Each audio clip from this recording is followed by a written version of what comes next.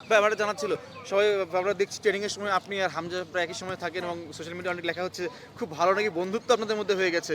এটা কতটা ঘটনাটা কি? গতকালকে ঘটনাটা কি অভিযোগ এবং আছে। এই বিষয়গুলো একটু বলেন তো কেমন তার সাথে কেমন কেমিস্ট্রিটা মিলছে আপনার? আপনাকে কালকেও অনুশীলনে দেখছি আপনি ওর এই পাশটাতেই সবসময় ছিলেন। না, দেখেন হামজা আমাদের প্রত্যেকটি প্লেয়ারের সাথে খুবই ভালোভাবে মিশেছে এবং সবার সাথে খুবই ভালো সম্পর্ক তার। বিশেষ করে যদি বলতে চান ডেফিনেটলি তার কাছ থেকে অনেক কিছু শেখার আছে এবং আমি অলওয়েজ তার সাথে কথা বলি, সে আমার সাথে কথা বলে আসলে যে আমাদের কীভাবে ইমপ্রুভমেন্ট করতে হবে।